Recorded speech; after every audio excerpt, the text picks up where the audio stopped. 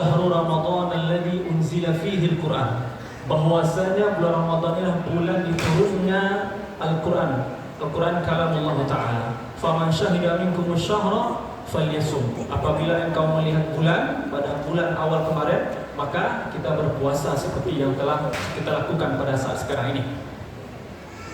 Wa yaqulu sallallahu alaihi wasallam man shama Ramadan imanan wa ihtisaban ghufira lahu ma taqaddama min dhanbihi. Dan barang siapa yang berpuasa pada bulan Ramadan wahtisaban, ya, man shoma Ramadan ghufira lahu ma taqaddama min dhanbihi, akan diampuni dosa-dosa yang dia lakukan, apa yang sudah dia lakukan, dosa-dosa yang telah dilakukan.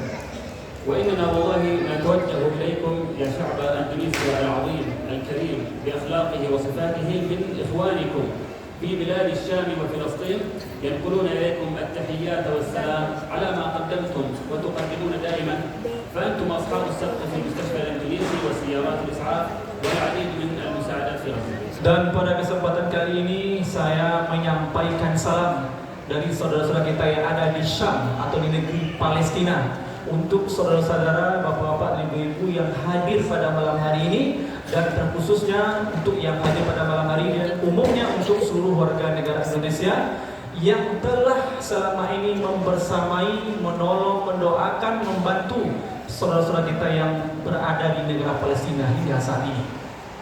صحيح أنه سرنا أن أقبل علينا رمضان هذا الشهر الفضيل شهر الرحمة والغفران، لكننا أيضا والله جدا حزينون على ما نرى مما استقبل أهل غزة من القصف والصواريخ في هذا الشهر الكريم. Bulan Ramadan adalah bulan ampunan, bulan rahmat dan bulan kasih sayang, bulan berbagi, bulan yang di bulan ini kita bisa beribadah dengan baik. Tetapi kaum muslimin rahimakumullah, pada saat kita bisa beribadah dengan baik, sangat-sangat mengkhawatirkan ada saudara-saudara kita yang sampai saat ini masih di dalam keadaan yang sangat-sangat menyedihkan, yaitu ahlu Gaza yang ada di Palestina, warga-warga yang ada di negara Palestina, yaitu di jalur Gaza hingga saat ini. فإنه والله لأمر جلل أن يصل عدد الشهداء في غزة وحدها في الفترة الماضية إلى أكثر من 31,000 شهيد، وعدد الجرحى في هذه الأشهر تجاوز 72,000 جريح، وأغلبهم توفي بسبب نقص الدواء. Dan kaum muslimin rahimakumullah, sejak tanggal 7 Oktober yang lalu korban yang sudah sampai hari ini Bapak dan Ibu 31.000 nyawa, dan kebanyakan dari 31.000 itu dari anak-anak yang seusia-usia kita ini, anak-anak dan kaum wanita. 31.000 ini merupakan nyawa yang terbanyak, yang terbunuh, yang syahid sampai detik ini Bapak dan Ibu. هذه الحرب قامت من أجل المسجد الأقصى، فكثير من الانتهاكات حدثت في هذا المسجد، وبالأمس كان إغلاق ل3 من البوابات بالحديد، أغلقوها اليهود بالحديد حتى لا يستطيع أحد من المصلين الدخول إليها. Bapak dan Ibu, kenapa bisa sampai hari ini bisa mereka bertahan? Kenapa bisa mereka sampai hari ini 31.000 orang nyawa yang sudah melayang? Kenapa bisa sampai hari ini mereka masih bisa melawan? Tidak lain tidak bukan Bapak Ibu, li ajli Masjidil Aqsa al-Mubarak, untuk dan dikarenakan ingin mempertahankan Masjidil Aqsa yang mulia, yang mana pada hari Bapak Ibu Masjidil Aqsa itu ditutup oleh kaum Yahudi la'natullahi alaihi, supaya orang-orang Palestina itu tidak bisa lagi untuk beribadah di Masjidil Aqsa. هذا المسجد الذي يجب علينا كمسلمين أمة المليارين أن لا نفرط فيه. Masjid ini Bapak dan Ibu merupakan masjid umat Islam, dan masjid ini merupakan kiblat utama umat Islam. Miliaran umat manusia, umat Islam ini merupakan yang punya masjid ini. Jadi masjid ini bukan masjid orang Palestina saja, tetapi untuk seluruh miliar kaum muslimin yang ada di penjuru dunia ini Bapak dan Ibu. وقد زاره العديد من الأنبياء سيدنا عيسى وزكريا ويحيى، وقد صلى النبي صلى الله عليه وسلم به إماما في ليلة الإسراء والمعراج. Bapak dan Ibu ketahuilah, Masjid Aqsa merupakan masjid yang mulia. Masjid itu disitulah ada beberapa nabi kita yang terdahulu. Ada Nabi Zakaria, ada Nabi Yahya, ada Nabi Isa, juga pernah di situ Bapak Ibu. Dan Bapak Ibu kaum muslimin rahimakumullah, Nabi kita Nabi sallallahu alaihi wasallam, Nabi Muhammad sallallahu alaihi wasallam juga pernah menjadi imam salat daripada atau memakmumi para nabi-nabi yang terdahulu di Masjid Aqsa al-Mubarak. فهو من خير المساجد على وجه هذه الأرض ويعتبر ثالث المسجدين بعد المسجد الحرام والمسجد النبوي. Bapak dan Ibu ketahuilah, Masjid Aqsa itu merupakan salah satu dari 3 masjid yang mulia. Pertama Masjidil Haram, yang kedua Masjid Nabawi, yang ketiga Masjid Al-Aqsa. Dan tiga-tiga masjid ini Bapak Ibu merupakan masjid yang mulia, yang semestinya bagi umat Islam untuk menjaganya, untuk mendatanginya, dan untuk beribadah di dalamnya. هذا المسجد العظيم الذي يدرسه الآن اليهود الذين هم حثالة الأمم صلى إليه النبي صلى الله عليه وسلم متجها إليه 16 شهرا.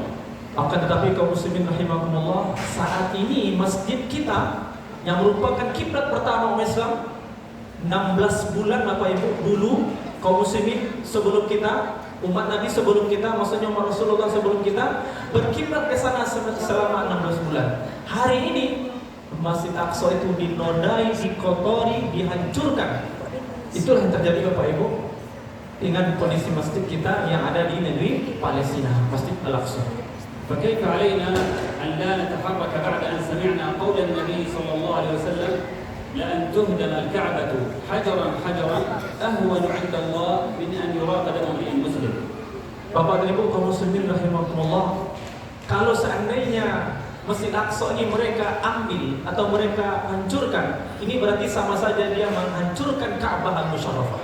Mereka mengambil secara perlahan dan tidak tertutup kemungkinan nanti kaum Yahudi itu untuk menghancurkan Ka'bah yang ada di negara Arab Saudi atau menjadi kiblat kedua. Hari ini kita berkiblat ke Ka'bah. Hari ini mereka mencoba untuk mengotak-atik, untuk menghancurkan, untuk merampas Masjid Aqsa yang sangat kita cintai ini. وقد يسأل البعض كيف لنا أن نتحرك ونحن في أقصى الأرض وفي منطقة بعيدة جدا. سننقل إليكم 4 وسائل يمكنكم فيها نصرة المسجد الأقصى. Lalu bagaimana dengan kondisi kita yang saat ini berjauhan? Kalau orang-orang Yahudi, kalau orang-orang Palestina, penduduk Gaza, mereka bertahan, mempertahankan Aqsa itu dengan nyawa, dengan harta mereka. Tidak peduli mereka. Dengan nyawa mereka, dengan harta mereka bertahan untuk mempertahankan kiblat pertama kita itu. Lalu pertanyaannya sekarang adalah, lalu bagaimana dengan kita yang jauh dari negeri Palestina itu? Apa yang mesti kita lakukan? Apa yang bisa kita bantu? Apa yang mesti kita kerjakan untuk mempertahankan Masjid Aqsa yang merupakan kiblat pertama umat Islam atau kiblat pertama kita ini? أولا هناك حرب تسمى الحرب الإعلامية والتطهير الإعلامي، وهذه اشتهر فيها الغرب أن أمريكا تنزل المساعدات وفي تارة أخرى تنزل الصواريخ وتقصف المدنيين. Yang pertama Bapak dan Ibu kaum muslimin rahimakumullah, ini yang disampaikan atau ditujukan kepada kaum pemuda atau orang-orang yang bisa memainkan teknologi informasi. Apa yang mesti kita lakukan? Kita sampaikan semua informasi-informasi itu. Kita viralkan semua informasi-informasi itu.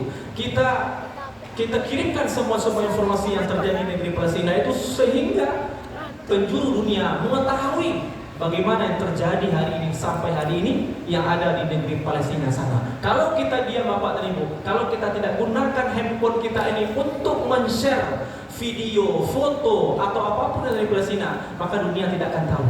Kita mengetahui semua itu Bapak Ibu melalui handphone ini. Maka Bapak Ibu gunakanlah handphone kita ini Bapak Ibu, gunakan untuk beramal. Bagaimana caranya? Kita kirimkan, kita share, kita viralkan informasi-informasi yang terkait tentang Palestina untuk disampaikan ke seluruh penjuru dunia ini Bapak dan Ibu. وفي الوسيلة الثانية أن يشتغل أهل العلم بهذه القضية وأن ينشروا هذه القضية ويعلموها للأطفال والرجال والنساء ويقول تعالى إنما يخشى الله من عباده العلماء وهذا دور العلماء الآن. Yang kedua Bapak dan Ibu, mari kita bersama-sama untuk memahami. Mari kita bersama-sama untuk duduk bersama. Mari kita bersama-sama untuk ingin tahu tentang apa? Ingin tahu tentang Palestina ini. Maka kewajiban kita sebagai muballigh, sebagai ustaz, sebagai orang-orang yang tahu tentang kondisi Palestina ini, wajib menyampaikan kepada generasi-generasi kita ini. Wajib menyampaikan kepada seluruh pemuda kita ini. Wajib menyampaikan ke seluruh wanita-wanita kaum muslimin dan muslimat yang ada di negeri Palestina, yang ada di negeri Indonesia ini. Jangan sampai kita tidak tahu tentang kondisi Palestina. Apa itu Palestina? Enggak tahu. Apa yang terjadi di Gaza? Enggak tahu juga. Siapa yang salah? orang-orang yang tahulah yang salah, yang tidak mau mengajarkan kepada generasi-generasi setelahnya. Orang-orang yang tahu itulah yang salah, yang mereka tidak mau membagi ilmunya, yang tidak mau menyampaikan apa dan bagaimana yang terjadi di negeri Palestina hingga saat ini. Mereka Bapak dan Ibu mempertahankan kehidupannya dengan darah, dengan nyawa hingga saat ini Bapak dan Ibu. الوسيلة الثالثة المقاطعة الاقتصادية، وقد رأينا في الآونة الأخيرة الآلاف من الشركات أغلقت أبوابها بسبب أن المسلمين امتنعوا عن شراء هذه البضائع. Yang ketiga Bapak dan Ibu, ekonomi Yahudi itu Bapak dan Ibu, ekonomi Yahudi dan kawan-kawannya itu bisa kuat karena apa? Karena kita sebagai konsumen. Maka hari ini Bapak dan Ibu, kita sudah menyerukan kepada umat Islam, kita sudah sampaikan bahwa untuk memboikot semua produk-produk yang ada berafiliasi kepada Yahudi. Kenapa? Kalau kita boikot seluruh ekonominya, maka mereka akan jatuh miskin. Mereka tidak akan bisa lagi mencetak peluru, mereka tidak akan bisa lagi mencetak tank, mereka tidak akan bisa lagi menciptakan hal-hal amunisi-amunisi baru untuk menghancurkan, membunuh saudara kita. Maka Bapak dan Ibu, mari kita dari keluarga kita mencoba. Ini apakah produk ini berafiliasi kepada negara Israel atau Yahudi? Maka kita tinggalkan. Bapak dan Ibu, kalau semua umat Islam memboikot ini, ekonomi mereka hitungan bulan saja mereka akan hancur, bangkrut. Tetapi kaum muslimin rahimakumullah, kebanyakan kita tidak peduli. Tidak ada pengaruh Bapak dan Ibu. Jangan anggap sepele sesuatu yang kita lakukan, walau itu hanya sekedar menghentikan membeli makanan atau minuman atau produk-produk yang berafiliasi kepada Israel atau Yahudi.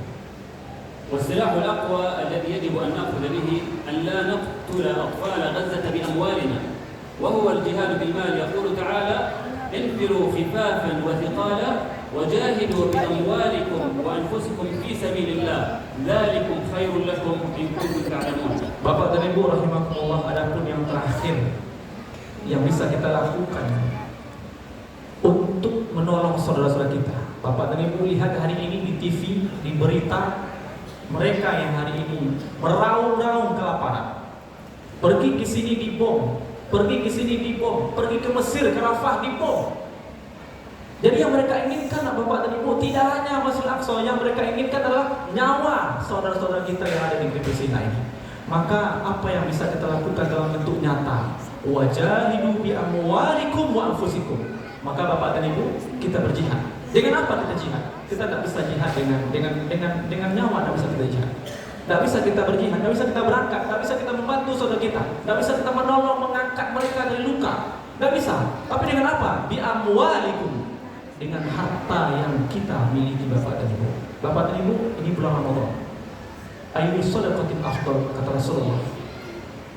Apa sedekah yang paling afdal itu? Shadaqatun fi Ramadan. Sedekah bulan Ramadan itu adalah sedekah yang paling afdal yang kita laksanakan atau yang kita lakukan.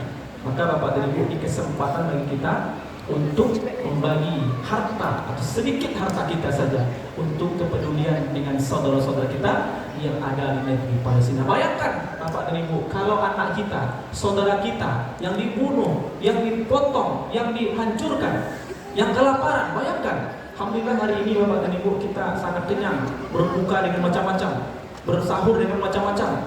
Mereka di sana Bapak dan Ibu, bayangkan, mereka saja untuk mencari iftar saja tidak ada, mencari sahur saja tidak ada. Maka Bapak Ibu, kita ingin menyampaikan pesan ini, mari kita bantu mereka dengan harta yang kita miliki. Harta Bapak dan Ibu, selama dia masih terpendam, dia tidak akan menjadi amal. Tetapi harta ketika dia diinfakkan untuk kebaikan kaum muslimin, dia akan menjadi ibadah. وإذا كنت تريد أيها الرجل وأيتها المرأة وأيها الطفل وأيها الشاب أن تزاحم الصحابة في الجنة والمجاهدين فاستمع إلى هذا الحديث. Kalau kita ingin berbondong-bondong masuk surga atau bersama berbondong-bondong nanti masuk surga bersama orang-orang yang di surga Bapak dan Ibu, maka kita coba dengarkan hadis yang kita bacakan ini. قال صلى الله عليه وسلم: من جهز غازيا في سبيل الله فكأنما غزا ومن خلف غازيا في أهله فكأنما غزا أي كأنما ذهب إلى الجهاد بنفسه. Jadi Bapak dan Ibu, siapa yang ingin masuk dalam berbondong-bondong dalam rombongan ke surga Bapak dan Ibu, dalam hadis Nabi, siapa saja orang yang membekali seorang pejuang Islam atau seorang mujahid Islam, membekali mereka untuk berjuang, maka sama mereka ikut dalam perjuangan tersebut. Kalaupun mereka yang ditolong tadi meninggal dunia, maka pahala syahid yang dia dapatkan, pahala syahid yang dapatkan oleh mujahid ini akan didapatkan oleh orang yang menolong seluruh biaya atau seluruh biaya yang dikeluarkan oleh seorang mujahid tadi. فكيف لا يشعر المسلمون في هذا الزمان بالخجل مما يرون من صور الصحابة أن أبي بكر الصديق صدق بكل ماله وعمر بنصف ماله وعثمان جهز جيشا كاملا بنفسه. Bapak dan Ibu, lihat, kita berjihad dengan harta ini, kita lihat bagaimana perjuangan sahabat-sahabat Nabi. Abu Bakar Siddiq menginfakkan semua hartanya. Bahkan Rasulullah mengatakan, apa yang kau tinggalkan lagi Abu Bakar? Aku yang aku tinggalkan hanya Allah dan Rasul. Umar bin Khattab juga begitu Bapak Ibu, separuh dari hartanya yang dia keluarkan untuk kemajuan atau untuk kepentingan umat Islam. وإننا والله ندعوكم يا شعب أندونيسيا يا أصحاب الخير والفضل إلى الصحوة الذي تنتظره منكم أمة الإسلام. فقد حرر المسجد الأقصى صلاح الدين الأيوبي ولم يكن إلا كرديا، ما كان عربيا، تمام؟ فأنتم والله أهل الخير، فجودوا بأموالكم حتى يرفعكم الله سبحانه وتعالى عنده وتصلون رمضان القادم إن شاء الله في المسجد الأقصى المبارك. Dan kami juga berharap semua umat Islam yang ada di negeri Indonesia ini, orangnya baik-baik, orangnya perhatian, orangnya penuh dengan jiwa penolong. Kita berharap kita semua akan senantiasa bersama orang Gaza ini. Dan insya Allah, mudah-mudahan kita berharap suatu saat nanti, insya Allah bulan Ramadan nanti, kita bisa sholat di Masjid Al-Aqsa tersebut Bapak dan Ibu. Amin ya rabbal alamin. فلا تنسوا أهل غزة في كل سجدة من كل صلاة، فوالله ليسألنكم الله سبحانه وتعالى ويسألنا نحن كل واحد منا فردا فردا عما فعل وقدم بكل قطرة دم سالت على أرض غزة. Dan jangan lupa Bapak Ibu, di setiap langkah yang kita lakukan, di setiap sholat yang kita lakukan, jangan lupa mendoakan saudara-saudara kita yang ada di Palestina. Kalaupun kita tidak bisa dengan jihad dengan harta, tidak bisa dengan jihad dengan tenaga, setidaknya kita mendoakan. Ini amal yang paling terakhir Bapak Ibu. Ini amal yang paling terakhir, yaitu mendoakan mereka yang sedang berjuang mempertahankan kehidupan hari ini Bapak dan Ibu. وختاما نسأل المولى العلي القدير أن يكتب لكم الأمن والأمان في هذه البلاد وأن يديم عليكم الصحة والعافية وآخر دعوانا أن الحمد لله رب العالمين. Dan terakhir Bapak dan Ibu, mudah-mudahan kita semua menjadi negeri yang aman, negeri yang baik, negeri yang subur, negeri yang penuh dengan kedamaian, dan kita semua nanti dalam keadaan sehat sehingga kita bisa melaksanakan ibadah Ramadan ini mulai hari ini sampai nanti Ramadan selesai Bapak dan Ibu. Billahi taufiq wal hidayah. Wassalamualaikum warahmatullahi wabarakatuh. Itu saja mungkin Bapak dan Ibu sedikit ya, yang bisa disampaikan oleh beliau, karena waktu kita terbatas, kami tidak bisa banyak berkomunikasi.